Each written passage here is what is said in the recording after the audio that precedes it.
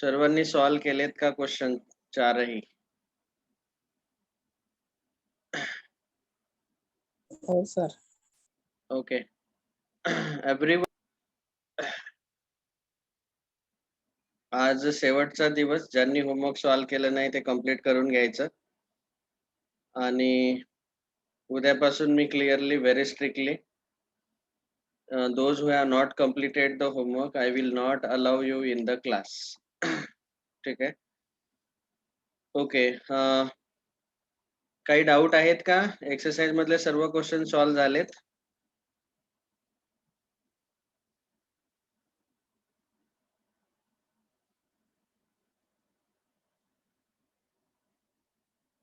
No doubts. Okay.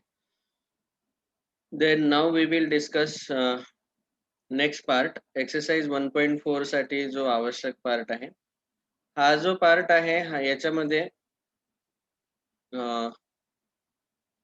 हे जे lodge आहेत, टोटल 10 लॉज, तर हे जे 10 लॉज आहेत हे आपल्याला लक्षात ठेवायचे आहेत. आता मी त्यांचं लॉजिक पण सांगणार आहे, कसे लक्षात ठेवायचे. लॉजिकली लक्षात ठेवले तुम्ही तर ते पूर्ण 2 वर्ष लक्षात राहतील. आणि पण मात्र एक क्लिअर आहे की परत परत रिव्हिजन करणंही आवश्यक आहे. Otherwise you will forget. म्हणजे एका महिन्यानंतर मी जर विचारले हे, तर तुम्ही विसरून जाल. तर परत परत रिव्हिजन करत राहावी लागते या लॉजची. तरच हे लॉज लक्षात राहतात. आणि नुसते लॉजच नाही तर त्यांचं नेम जे आहे हे पण लक्षात ठेवणं आवश्यक आहे आपल्याला. कारण की जेव्हा आपल्याला क्वेश्चन विचारला जातो तेव्हा सॉल्व करताना आपल्याला हे लॉज यूज करायचे आहेत आणि साईडला बोर्ड एक्झाम मध्ये लॉजचं नाव पण लिहायचं आहे, कुठला लॉ वापरला, आणि याला मार्क्स असतात. म्हणून आपल्याला हे दोन्ही कॉलम लक्षात ठेवायचे आहेत, name and the law, both.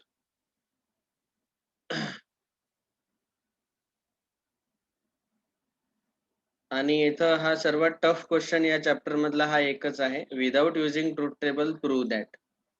Truth टेबलचा यूज करून जर प्रूव्ह करायचं झालं तर आपल्याला माहिती आहे, सरळ आपण ट्रूथ टेबल ड्रॉ करतो इक्विव्हॅलंटच्या लेफ्टचा आणि या राईटच्या पार्टचा, आणि डायरेक्ट आपण सांगतो की फ्रॉम कॉलम 4 अँड 7 त्या दोन कॉलम वरून तुम्ही पाहिले आहेत असे क्वेश्चन आपण सॉल्व केलेत. Logic, this two are logically equivalent. पण इथं म्हटलंय विदाउट युजिंग ट्रूथ टेबल. मग ट्रूथ टेबल न वापरता सॉल्व करणे म्हणजेच लॉजचा वापर करून सॉल्व करायचा. तर हे जे 10 लॉज आहेत एकदम बाय हार्ट झाले पाहिजे. सो ह्याच्यासाठी हे लॉज व्यवस्थित शिकणं आवश्यक आहे.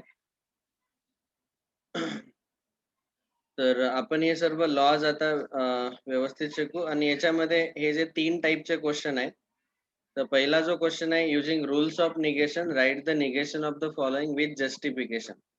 तर आपण निगेशनचे रूल जे 5 शिकलेलो आहे, 5 रूल कोणते होते ते? निगेशन ऑफ कंजंक्शन, डिसजंक्शन, जे काही 5 कनेक्टिव्ह आहेत आपले लॉजिकल कनेक्टिव्ह, त्यांचा यूज करून या सर्वांचे निगेशन लिहायचे आहेत आपल्याला. विथ जस्टिफिकेशन म्हणजे कुठलं निगेशनचा लॉ वापरलाय तुम्ही, किंवा त्या 10 पैकी कुठला लॉ वापरलेला आहे का, तर हे विथ जस्टिफिकेशन लिहिणं आवश्यक आहे. म्हणून ते 10 लॉ आणि निगेशनचे आपण शिकलेले सर्व ते 5 लॉज हे माहिती असणं आवश्यक आहे. विदाउट युजिंग इफ देन चा अर्थ आहे की इफ देन, आता आपण जे काही 4-5 महत्वाचे फॉर्म्युले लक्षात ठेवणार आहे, सीईटी मध्ये पण ते परत परत विचारले जातात.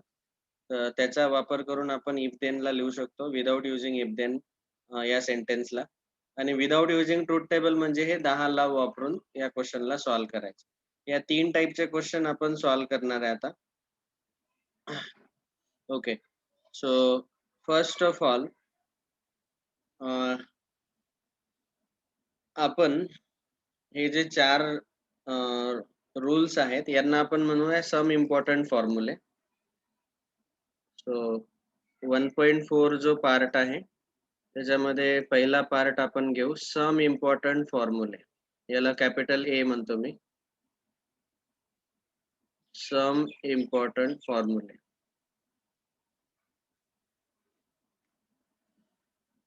पहिला आहे पी सिंगल इम्प्लिकेशन क्यू. बघा, आता हे डिस्कशन करण्याच्या आधी 5ही फॉर्म्युले हे जे 5 निगेशन आपण पाहिले होते, हे 5 निगेशन तुमच्या लक्षात असणं आवश्यक आहे. हे ऑलरेडी आपण लिहिले आणि तुम्हाला मी पाठ पण करायला सांगितले होते. तर हे 2 तर सिंपल आहेत. इथं काय करतो आपण negation of P end Q घेताना निगेशन दोघांनाही देतो आणि अँडचा ऑर करतो. Not P or not Q. इथं इथं पण तसंच डिसजंक्शनचं निगेशन घेताना निगेशन दोघांनाही द्यायचं आणि ऑरचा अँड करायचा. सिंगल इम्प्लिकेशन जे आहे त्याचं निगेशन आहे P and not Q. Double इम्प्लिकेशनचं निगेशन घेताना मी ह्या स्टेप्स तुम्हाला सांगितल्या. पण तसंही आता परत आपण रिव्हिजन करतोय तर तुमच्या लक्षात राहून जाईल. P and not Q or Q and not P हा फॉर्म्युला लक्षात राहून जाईल. आणि निगेशन ऑफ निगेशन पीच असते. निगेशन कॅन्सल होऊन जातं.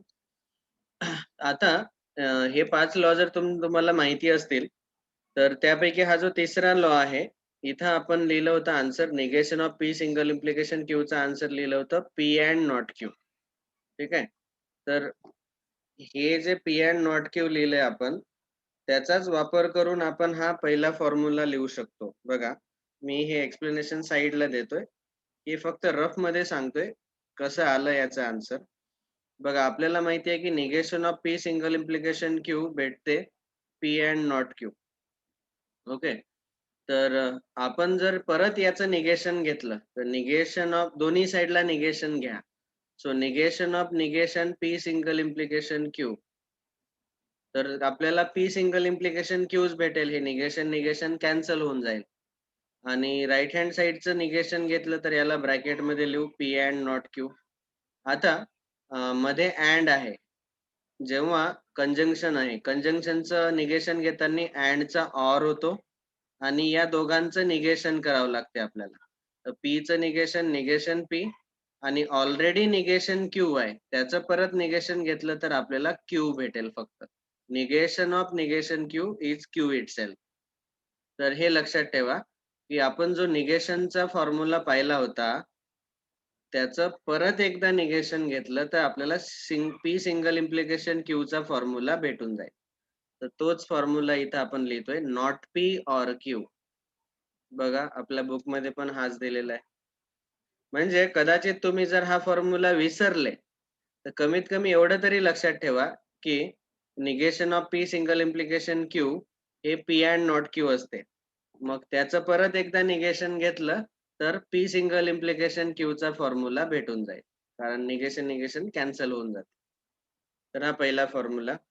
ऑफकोर्स आता यांनी इथं हे जे काही चारही फॉर्म्युले दिलेत, या चारही फॉर्म्युल्यांचा ट्रुथ टेबल ड्रॉ करून आपण यांना प्रूव्ह पण करू शकतो.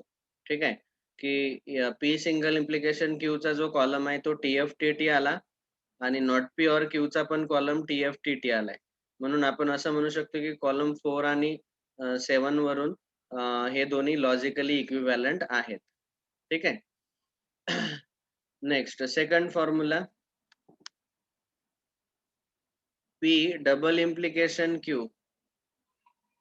तर याचं आपण डबल इम्प्लिकेशनचं डिस्कशन घेतानाच तुम्हाला मी सांगितलेलं आहे, की डबल इम्प्लिकेशनचा अर्थ काय होतो? सिंगल इम्प्लिकेशन आणि डबल इम्प्लिकेशन मधला हा फरक तुमच्या जर लक्षात आला, बघा डबल इम्प्लिकेशन मध्ये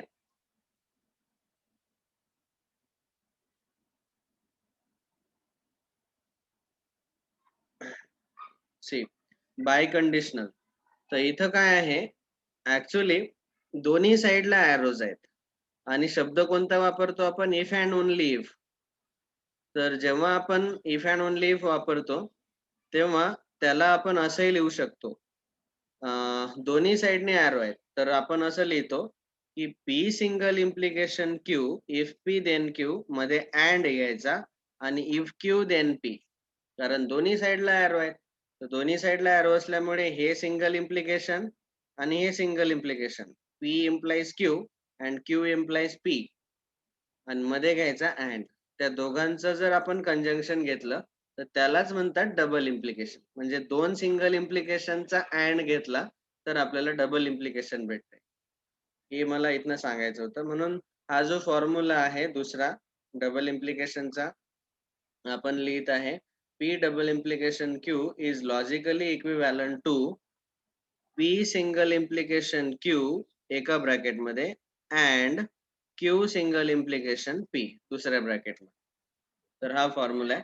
आणि P single implication Q and Q single implication P याचा पण ट्रूथ टेबल TF-FT येतो आणि डबल इम्प्लिकेशनचा पण ट्रूथ टेबल TF-FT येतो.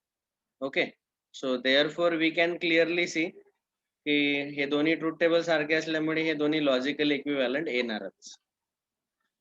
हा दुसरा रूल बघा. आता मी तुम्हाला हे एवढं डिटेल मध्ये का बरं एक्सप्लेन करून सांगतोय, कारण काय असते की बऱ्याचदा आपल्याला फॉर्म्युला लक्षात राहत नाही, पण तो फॉर्म्युला कसा आला याची प्रोसिजर लक्षात राहू शकते. तर मी तुम्हाला प्रोसिजर सांगतोय. कधी कधी जर का आपण फॉर्म्युला विसरलो, आता मी IIT स्टुडंट्सला जेव्हा शिकवतो तेव्हा हजारो फॉर्म्युले असतात मॅथ्स मध्ये.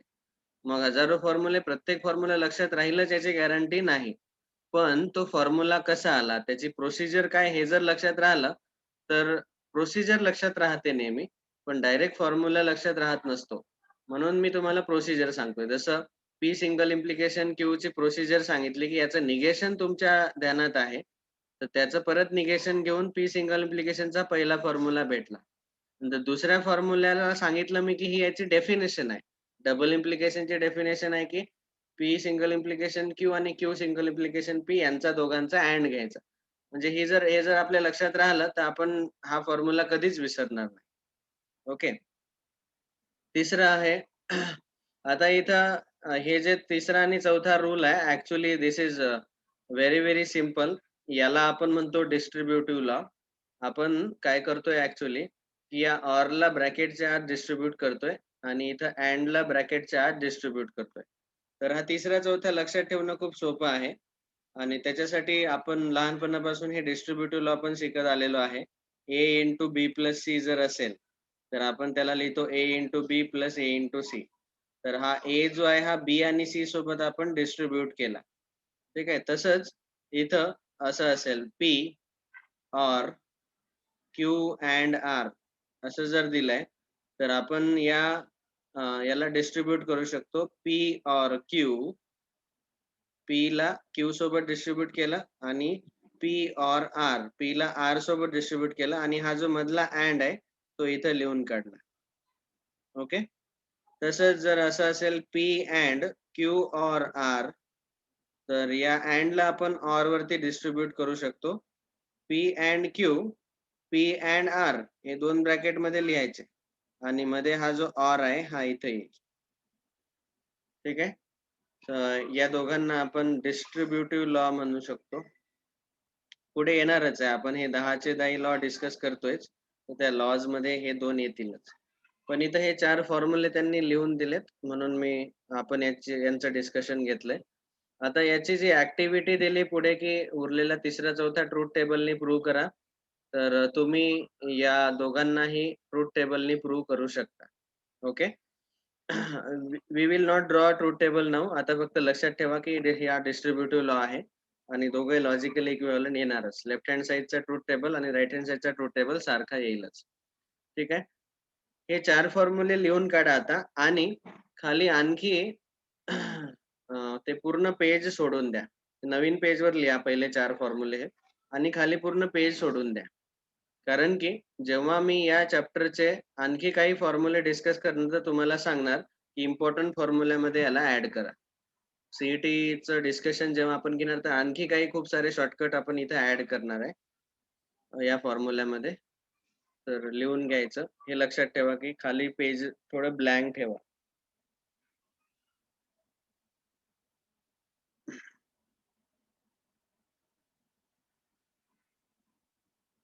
तर हे 4 फॉर्म्युले आपण डिस्कस केलेत. Now the next is algebra of statements, part B. algebra of statements.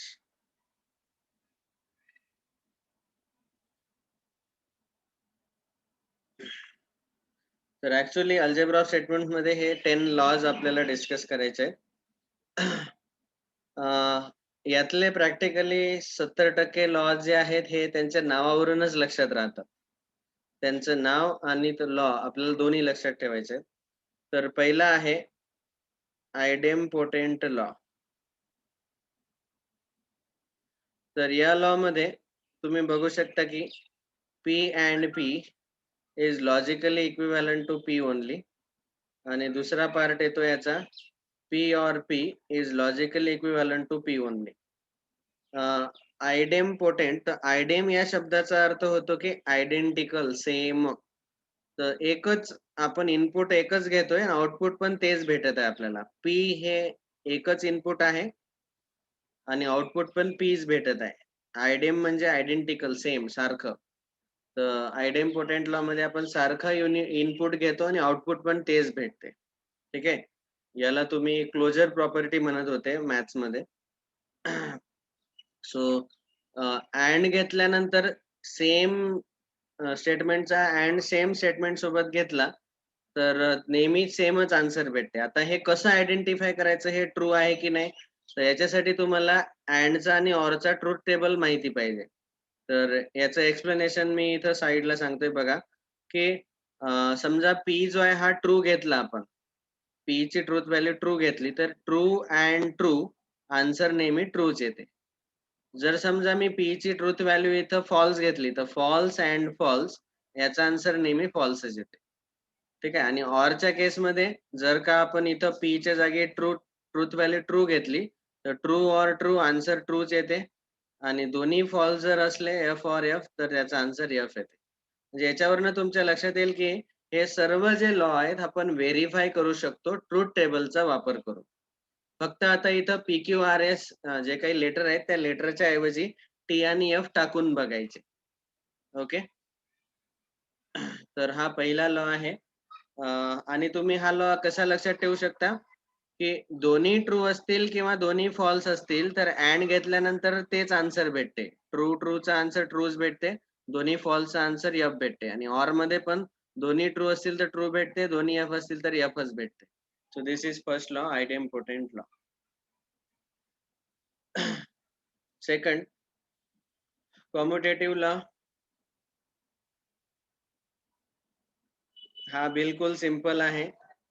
तुम्ही अँड घेताना पी अँड क्यू असं लिहा किंवा क्यू अँड पी असं लिहा, किंवा ऑर घेताना पी ऑर क्यू घ्या किंवा क्यू ऑर पी घ्या, आन्सर दोघांचे एकच भेटेल. कारण की आपण अँड आणि ऑरचा जर ट्रूथ टेबल पाहिला तर तुम्ही सिक्वेन्स चेंज करा, त्याच्यात काही फरक पडत नाही. आपल्याला क्लिअरली माहिती आहे की अँडच्या केसमध्ये जर दोन्ही ट्रू असतील तरच ट्रू भेटते, नाही तर फॉल्स येते. आणि ऑरच्या केसमध्ये दोन्ही फॉल्स असतील तर फॉल्स आणि नाहीतर ट्रू भेटते आन्सर.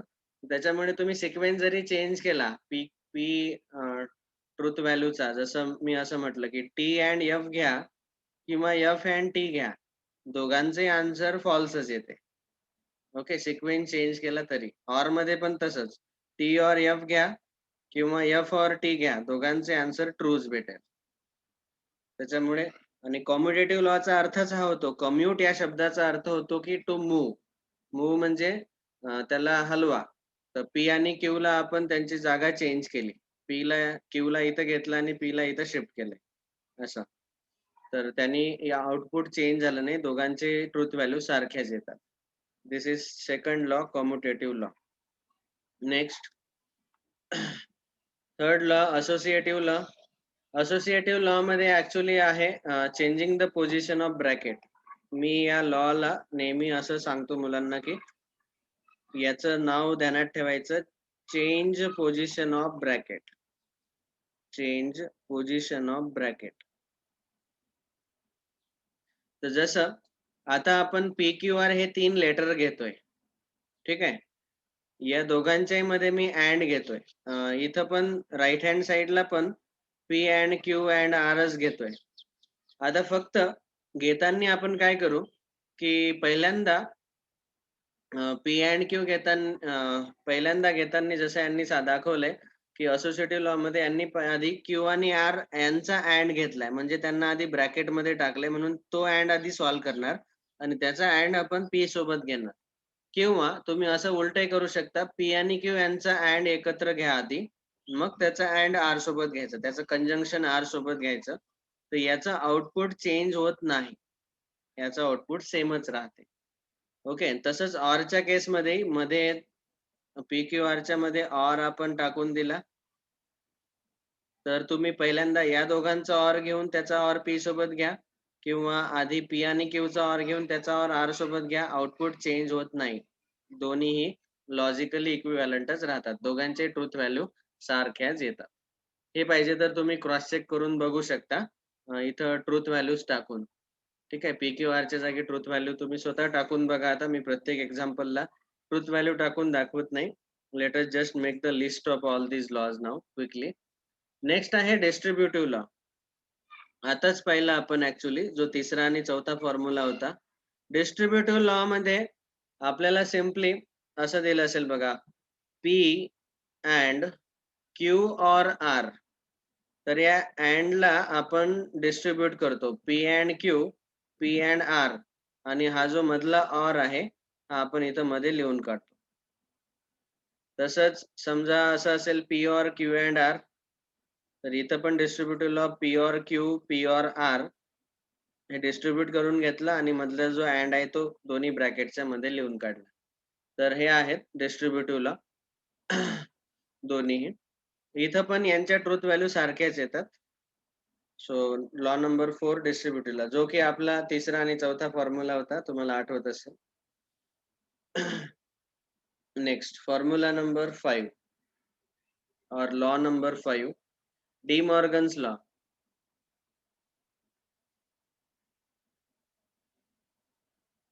बघा आता डी मॉर्गन्स लॉ जो आहे, it is nothing but our negation. बघा आपला जो निगेशन होता ना, अँडचं आणि ऑरचं निगेशन, त्यालाच म्हणतात डी मॉर्गन्स लॉ. अँडचं negation P and Q is not P or not Q, आणि ऑरचं निगेशन घेताना आपण घेतो हे निगेशन दोघांनाही द्यायचं आणि ऑरचा अँड करायचा. हे दोन्ही काय आहेत, डी मॉर्गन्स लॉ. हे त्या सायंटिस्टने शोधून काढले म्हणून त्यांना ते नाव दिलं गेलं, D Morgan's law. Next law number 5, identity law. आता आयडेंटिटी लॉ समजण्यासाठी मी तुम्हाला आधी आपण जे लहानपणी शिकलोय 2 प्रकारचे आयडेंटिटी, तर इथं मी एक्झाम्पल देतो. समजा आपण जर ऍडिशन घेतली 5 + 0, तर आन्सर मला काय भेटते 5. आणि जर आपण मल्टिप्लिकेशन घेतलं 5 × 1, तर आन्सर भेटते 5. तर काय झालंय, ऍडिशन 0 सोबत घेतल्यानंतर सेमच आन्सर भेटलं 5, जो लेफ्टला होता तोच राईटला भेटला. आणि मल्टिप्लिकेशन 1 सोबत घेतलं तर राईटला 5च भेटला आन्सर. म्हणजे हा जो 5 आहे ना, याची आयडेंटिटी बदलली नाही, त्याची ओळख बदलली नाही.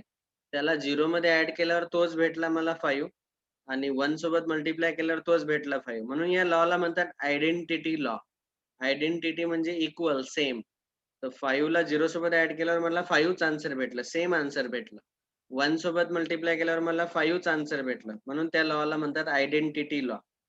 तर तसंच आता हा जो 0 आहे, लॉजिकमध्ये हा 0 जो आहे हा फॉल्सचं काम करतो, आणि 1 जो आहे हा ट्रूचं काम करतो. आणि ऍडिशन जी आहे ते ऑरचं काम करते, ऑर. आणि मल्टिप्लिकेशन जे आहे ते अँडचं काम करते. हे लक्षात ठेवा, चारही सिम्बॉल. 0च्या जागी आता फॉल्स येईल, आणि 1च्या जागी ट्रू येईल, प्लसच्या जागी ऑर येईल, आणि मल्टिप्लिकेशनच्या जागी अँड येईल. हे तुम्हाला मी ऑलरेडी सांगितलेलं आहे की प्लस म्हणजे ऑर आणि मल्टिप्लिकेशन म्हणजे अँड. सो इथं आपण आता या लॉला लिहिताना 5 + 0, आता 5 च्या ऐवजी आपण कुठलं तरी एखादं स्टेटमेंट घेऊ, पी. ठीक आहे. प्लस म्हणजे ऑर, आणि त्याचा 0 म्हणजे काय, फॉल्स सोबत. तर पी ऑर एफ आपण जर घेतला तर त्याचा आन्सर मला पीज भेटेल. समजला? तर हा पहिला लॉ. नंतर आपण जर इथं 5 × 1 आहे, तर इंटू म्हणजे अँड. पी चा अँड जर आपण 1 सोबत घेतला म्हणजे ट्रू सोबत घेतला, तर त्याचं पण आन्सर मला पीज भेटते. ओके. याचं पाहिजे तर ट्रूथ टेबलने आपण सॉल्व्ह करू शकतो. जर मी P च्या जागी T टाकला, तर T or F Tच भेटतो. म्हणजे जो P ची व्हॅल्यू जी असेल डावीकडे जी टाकलेली आहे, तीच व्हॅल्यू राइट हँड साइडला पण भेटते. इथं P च्या ऐवजी मी F टाकला, तर F and T Fच भेटतो. म्हणजे P ची जी व्हॅल्यू आहे तीच भेटते. जी P ची व्हॅल्यू इथे टाकणार तीच राइट हँड साइडला तुम्हाला भेटणार. ट्रू टाका किंवा फॉल्स टाका. ट्रूथ टेबल त्याच्यासाठी माहिती असणं आवश्यक आहे. ओके. तर हे जे 2 लॉ आहेत हे ऍक्च्युली आयडेंटिटी लॉ आहेत. आता याच्या ऐवजी आपण याला असं उलटही घेऊ शकतो. इथं आणखी 2 लॉ दिलेत बघा. P and Tचा आन्सर P आणि P and Fचा आन्सर F दिलंय. तर हा एक एक्स्ट्रा दिलाय आपल्याला. तर Pचा आता मी AND घेतला F सोबत. तर इथं मला F आन्सर भेटते. म्हणजे ॲक्चुअली काय आहे, तुम्ही जर 0 ने गुणलं, हे काय AND म्हणजे मल्टिप्लिकेशन. मल्टिप्लिकेशन बाय 0, 0 F म्हणजे 0. 0 ने मल्टिप्लाय केलं तर आन्सर 0 भेटते. असं लक्षात ठेवू शकता तुम्ही याला. आणि OR घेताना P or T जर मी घेतला, आता P or F घेतलाय आपण, P or T जर मी घेतला, तर त्या केसमध्ये काय होईल, इथं नेहमी आन्सर Tच भेटेल. ठीक आहे. So OR means actually addition आणि इथं तसं ॲडिशन सारखा रूल अप्लाय नाही होत. हे लक्षात ठेवा, की आपल्या ORच्या टेबलमध्ये एक जरी T असला तरी आन्सर त्याचं ट्रूच येते. ओके. दोन्ही फॉल्स असले तरच आन्सर फॉल्स येत असते. तर हे 4ही लॉ जे आहेत ते आहेत आयडेंटिटी लॉ. त्याचं मॅथ सोबत कनेक्शन लक्षात ठेवू शकता. हे जे 4 सिम्बॉल मी सांगितले ना, त्याच्यावरनं तुमच्या लक्षात येऊ शकतं. Next law number 7 complement law.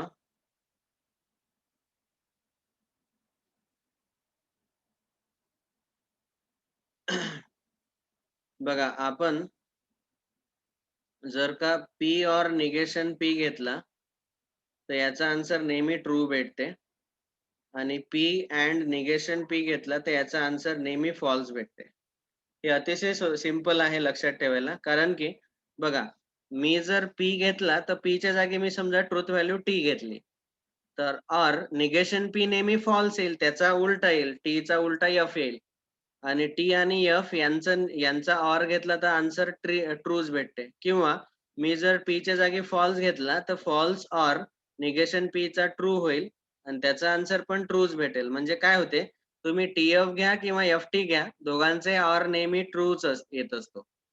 आणि P and निगेशन P मध्ये इथं T and F येईल किंवा F and T येईल. वेगवेगळे हा P ट्रू घेतला तर निगेशन P फॉल्स येईल किंवा हा फॉल्स जर घेतला P तर निगेशन P ट्रू भेटेल. तर याच तुम्हाला माहितीच आहे, एक जरी फॉल्स असला तरी ANDचा आन्सर फॉल्सच येते. ठीक आहे. म्हणून इथं आन्सर AND मध्ये नेहमी फॉल्स येईल आणि OR मध्ये याचा आन्सर नेहमी ट्रू येईल. हे ट्रूथ टेबलचं ऑब्झर्वेशन तुमच्या लक्षात यायला पाहिजे. म्हणजे नुसते ते ट्रूथ टेबल लक्षात नाही ठेवायचे आहेत. त्यांचं हे लॉजिक पण आपल्या ध्यानात आलं पाहिजे, की AND मध्ये वेगवेगळे जर सिम्बॉल असतील, AND मध्ये फक्त दोन्ही T असतील तरच T येतो. नाहीतर उरलेल्या केसमध्ये फॉल्स येतो हे माहिती आहे आपल्याला. म्हणजे एक ट्रू एक फॉल्स असेल तर फॉल्स येतोच नेहमी. आणि ट्रूचं एक ऑब्झर्वेशन आपण पाहिलं, की एक जरी ट्रू असेल तर आन्सर ट्रू येतो. ठीक आहे. हे झाले 7th law number 7 complement law. Complement हा शब्द कुठून आला? कॉम्प्लिमेंट तुम्हाला आठवत असेल सेट थिअरीमध्ये आपण शिकलो होतो, की एक युनिव्हर्सल सेट आहे. हा सेट A असेल तर A सेट सोडून उरलेले जे बाहेरचे आहेत, त्यांना आपण A डॅश किंवा A कॉम्प्लिमेंट असं म्हणतो. तर P आणि निगेशन P त्याचा उलटा. P आणि त्याचं निगेशन P उलटा. म्हणून ते आपण त्याचं निगेशन घेतल्यामुळे कॉम्प्लिमेंट असं म्हटलंय त्याला. Complement law, opposite. Next absorption law.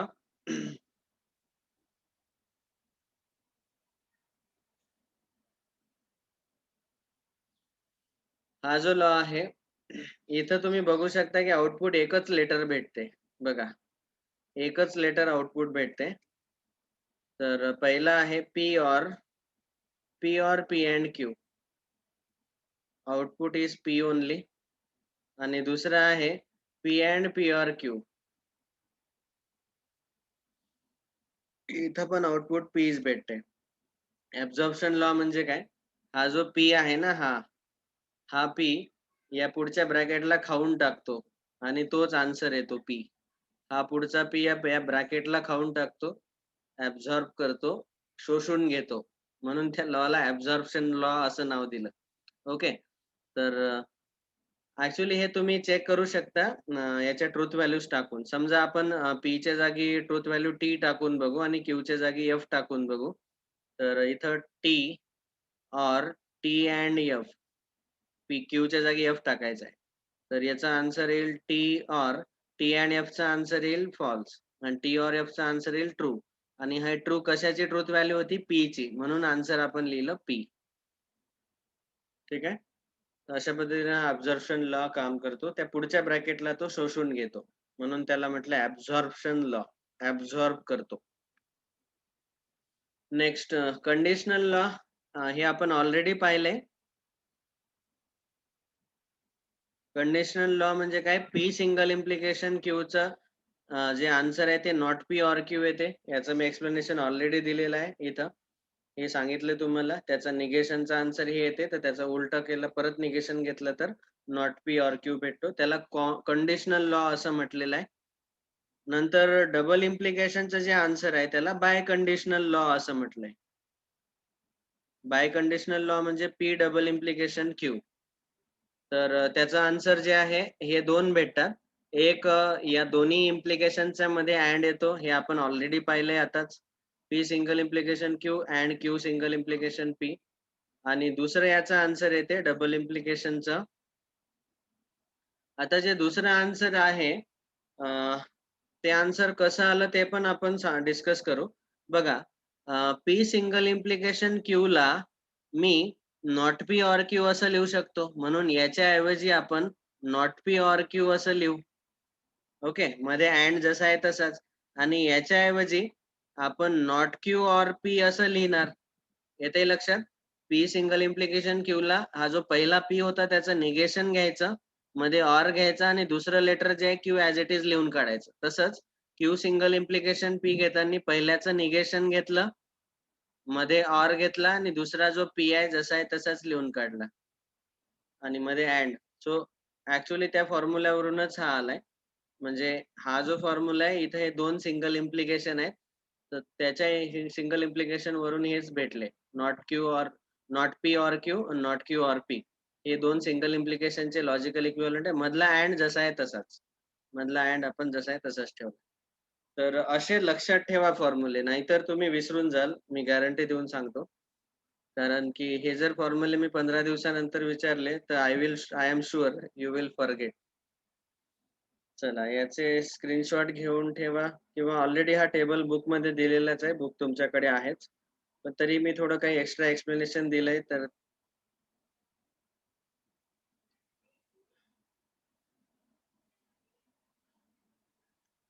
आता बघा, या वर्षभरात मी या लॉजला एवढा सफिशियंट वेळ देतो. परत एकदा मी याची फक्त रिव्हिजन घेईल. सो नाऊ तुम्ही परत याची रिव्हिजन करत राहा. ओके.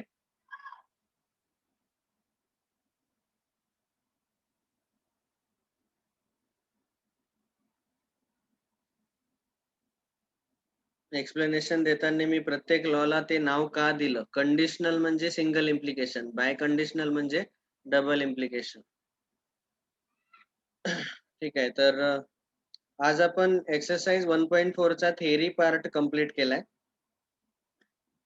आता हे जे 3 क्वेश्चन आहेत एक्सरसाइज 1.4 चे, त्या टाइपचे क्वेश्चन आपण सॉल्व्ह करू. ही मीटिंग एंड होत आहे. So we will stop here today. आज आपण इथंच थांबूया. एक्सरसाइज 1.4 उद्या स्टार्ट करू. ठीक आहे. आतापर्यंतचे सर्व लेक्चर्स, रेकॉर्डेड लेक्चर्स ऐकून घ्या. होमवर्क कंप्लीट करा. मला WhatsAppवर होमवर्क पाठवा.